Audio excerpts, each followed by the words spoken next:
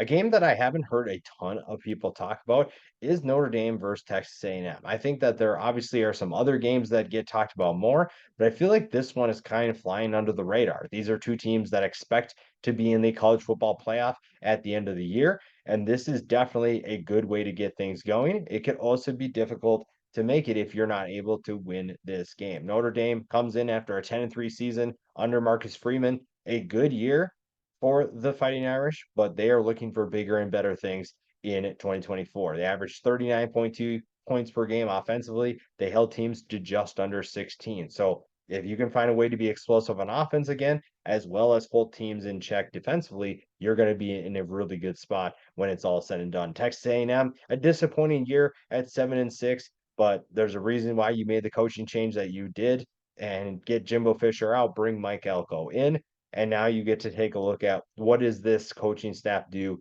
to get them to that point. A team that averaged 33 points a game, looking to improve on those numbers. It's a reason why you bring Colin Klein in, and you have a defense that should be much better under this new coaching staff. Texas A&M is currently favored by 2.5 points. Speaks a lot to the talent level that this team has, and we'll obviously dive into that a little bit more here in a little bit. But both teams are going to be very fun to watch, specifically both defensive lines. Now, the series is in favor of Notre Dame, 3-2. So we haven't seen these two teams a ton, but that's going to be really fun to see them compete again in 2024. The burning questions for both. It's kind of going with what we talked about, and it's also plays into the matchup to watch, which is Notre Dame's offensive line versus Texas A&M's defensive line. Texas A&M's defensive line is going to be one of the best, if not the best, in college football. Notre Dame's offensive line is not only going through multiple changes at multiple positions, but now they lost a starter for the year. So now you're bringing in some young faces. You lost two NFL draft picks when you lost Blake Fisher and you lost Joe Alt. So that's definitely something that's going to be a question for them early on. And unfortunately for them, they run into a defensive line that is going to make their life miserable if they're not ready for the test. If they are not ready to handle what's in front of them, then you're going to see it's going to be a long game for Notre Dame. That's probably why this line is what it is. I'm surprised it's not bigger in Texas A&M's favor, but you also have some questions for Texas A&M. Specifically, can Connor Wegman stay healthy? Last year, obviously, you saw him going out, and that's not necessarily a bad thing, but it also leads into if he does stay healthy, this offense I think is going to be so much better than it was last year, and you're going to feature a number of big time playmakers. Now you've lost a couple of them to injury already, but you feel pretty good about what Connor Wegman can do for this team. Now you're going to face a really good defense in Notre Dame, but Connor Wegman has the talent to open things up for Texas A&M. And the fact that you bring in Colin Klein after you watch what he did for Kansas State the last couple of years, Colin Klein is a really good fit with Connor Wegman. I think that's going to be a good pairing. And if he can stay healthy, you're going to see someone who people are already talking about as a potential first round pick. So we'll see what happens there. The wide receivers also need to stay healthy. When you look at what they return, a guy I'm really intrigued about is going to be on the defense is really who you're going to look at first.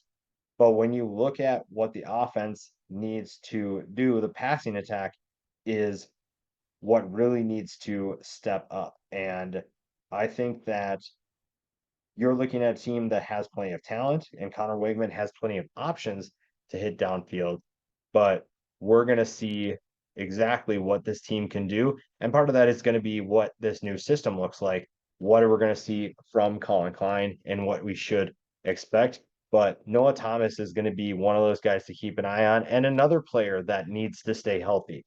Texas A&M has a number of players, I should say, that if they're healthy, they're in good hands. But if they're not, that's where maybe inconsistent play starts creeping in. Maybe some doubt starts creeping in. But Noah Thomas is someone who can be a really good player. You have a number of good options for Connor Wegman to hit downfield, and the offense is the X factor of this team. The defense appears to be set, specifically the defensive line. This defensive line is going to be nuts this year. Nick Scorton comes in from Purdue. He is one of the most explosive defensive ends in college football and one of the most coveted defensive ends in the transfer portal this year, maybe even one of the most coveted players in the transfer portal this year. He is someone that is going to have a profound impact on this defense, but his numbers may not stand out that much because of the talent that he has around him. You have guys like Shamar Turner, Shamar Stewart. Those are going to be guys that are going to make life easy for the guys around him. Shamar Turner is an absolute stud. I think that the fact that they were able to keep him, yes, you lost Walter Nolan, but keeping Shamar Turner was just as important. He is someone who is going to be one of the best in college football, and this defensive line could have a really big game against the Notre Dame offensive line that I said before is going through some changes and going to have some very, very green offensive linemen playing. Torian York is going to benefit from that. The fact that this defensive line could do some serious damage opens things up for him. It's going to give him some easy plays at times. It's going to give him some easy reads, and that's going to make his life easy. It's going to make him a disruptive player, and it's going to help this Texas A&M defense a ton. Now, what does Notre Dame need to do to combat that? The players the spotlight could be all five offensive linemen because of how important they are. You have a number of skill position players that are going to be really fun to watch. You bring in Riley Leonard from the transfer portal, follows Elko to Texas A&M from Duke, excuse me, Elko's former quarterback goes to Notre Dame to face his former coach, and he is going to be a very pivotal player for this offense. He's a good runner, and I think he has pretty good ability to throw the football, move the ball down the field. But if he does not have time to throw, and if he has nothing open to run through, or the running backs, and this is a good group of running backs for Notre Dame, if they don't have anywhere to go, this offense is going to have a long day. That is going to be the biggest question, and that's why the offensive line is so important. Mitchell Evans could be someone that could it's going to play a role in blocking for those running backs, but he could also be a factor in the passing attack too. So again, the offensive line plays such a big role, and that cannot be stated enough. They're going to talk about it in the game a ton, and that's going to be a matchup that you're going to watch probably the entire game because this is such a good group for Texas A&M and such a new group. Not that they're not talented. Notre Dame has done really well at recruiting, but you just don't have a ton of experience. So that's where this comes into play. Now you look at the defense side of the ball.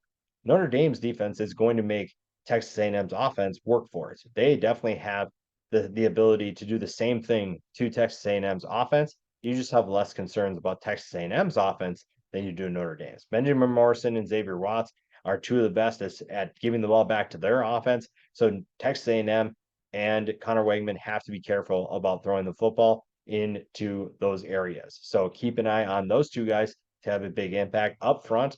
The defensive line for Notre Dame, so good. I just can't get over how good this team is going to be up front. Howard Cross is going to be a guy to pay attention to. When you look at what this team returns, you feel really good about what this front group is going to bring to the table. And that's what makes these two teams so intriguing defensively, is because the guys you have up front are going to get the job done. Now, this is a game that right now, like I said, Texas A&M is favored. I think that we're going to find out how much Notre Dame can compete depending on how quickly that offensive line grows up. Because if this offensive line can handle the trenches and they can handle challenge, and it's a tough challenge, if they're able to do that, Notre Dame's in good hands. If not, this one could be a long day for Notre Dame. Now, their defense has the ability to slow down that Texas A&M offense. I just don't know how long and how much they can do that. So if they can, it's just a matter of how long does it take for the offense to do its part. Because if they have to wait too long, eventually they're going to get tired, they're going to get worn down, and Texas A&M is going to pull away. But if they're not, if they're capable of handling that, then Notre Dame is going to be in this game, and we're going to see what could be one of the best games of this weekend.